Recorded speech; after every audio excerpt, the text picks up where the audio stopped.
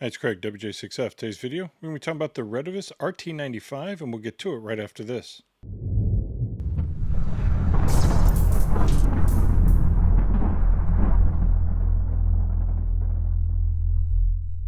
The items come in the box. Get a mounting bracket, owner's manual. Little hardware bag has the mounting bolts for the bracket, as well as some other mounting screws, extra fuse, mic clip holders. Get the radio itself, power cord, and the mic. This power cord happens to be fused right next to the radio, as well as on the extension power cord. And you can also order a programming cable.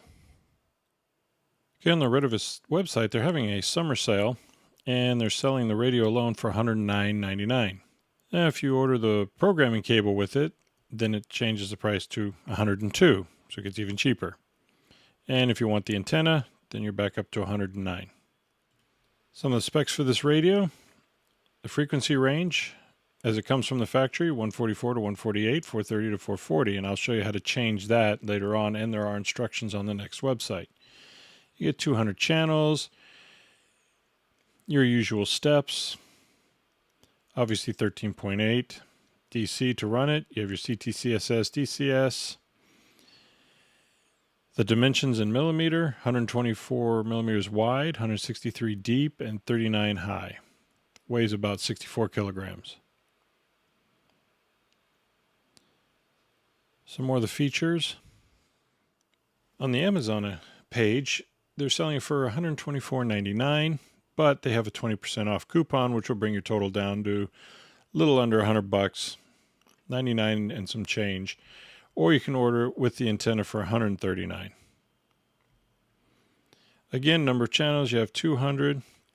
But if you come down midway through the page,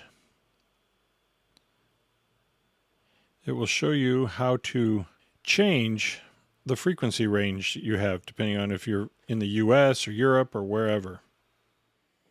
I found the manual to be a pretty good manual. Didn't have to do any deciphering. Has good explanations of things, shows you how to hook it up, all the features of the radio, gives you good instructions on how to set things up for the radio.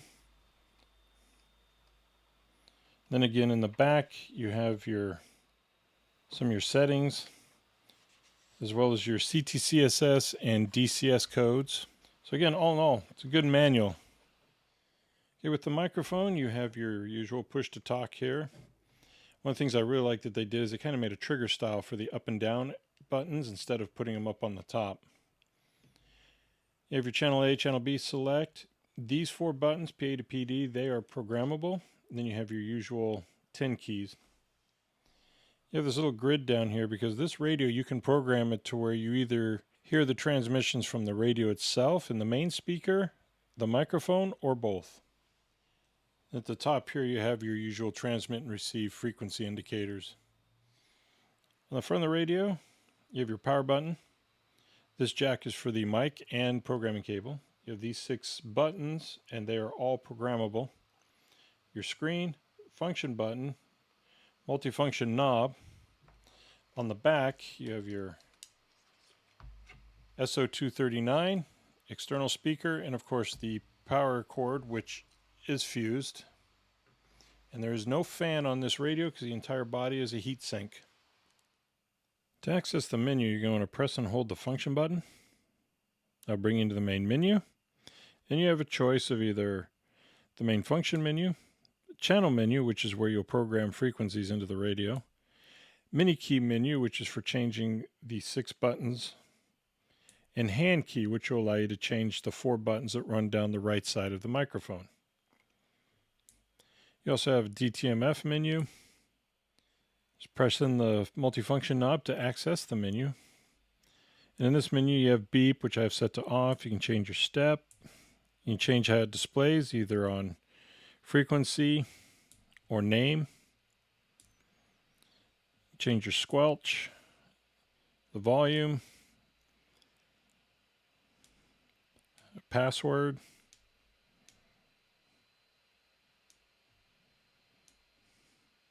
You can change your dimmer, and there's only 3 settings for that.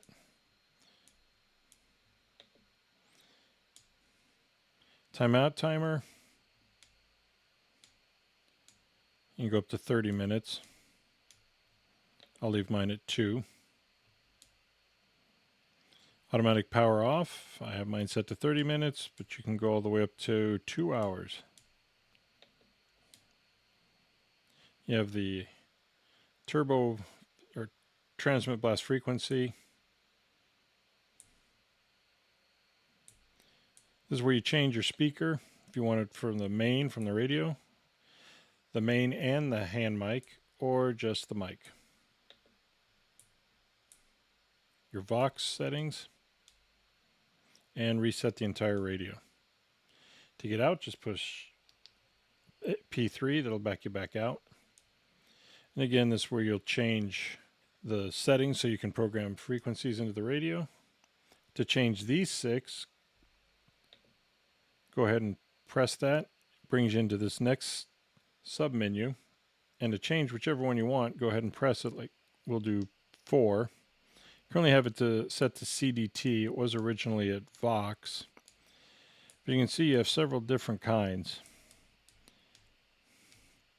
CDT should be the CTCSS and DCS codes. And then once you're done with that, hit function and it'll take you back out. Then to get out of everything, just press the P3 and it'll take you back to the main menu. Or if you just wait, it'll kick you out. Now on this radio, you're going to have to adjust it because it comes locked out from all the frequencies that we have here in the US. Like for example, I want to do 446. It doesn't allow it. It's locked out. The way you fix that, power off the radio, press and hold function P4 and then power it back on.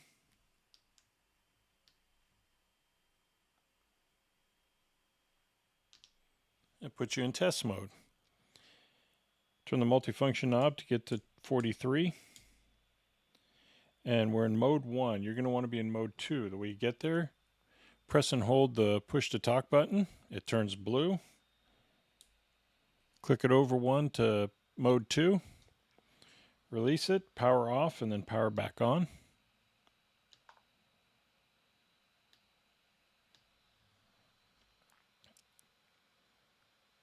And now you should be able to input the frequency you want. In this case, we want 446,000.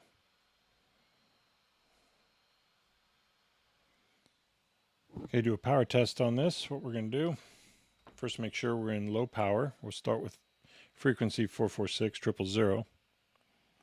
There we are in low power. And we're getting 3.5.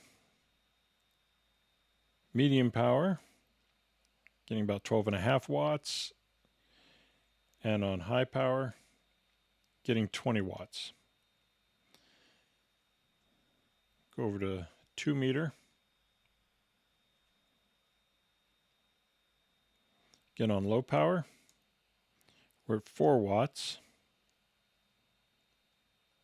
Medium power, we're at 14.45. And on high power, we're at 21.27. We'll be doing our first test from the parking lot of the Oakley Sunglasses factory. Since the Oakley factory is on a bit of a hill, we'll start with low power. Testing 1, 2, 3, WJ6F testing. Testing 1, 2, 3, WJ6F testing. On low power, it works great. Okay, I'm about 7 miles from the house, and we're going to try this. I'm starting on medium. I already tried it on low power, and we couldn't hit the house. Testing 1, 2, 3, testing WJ6F testing.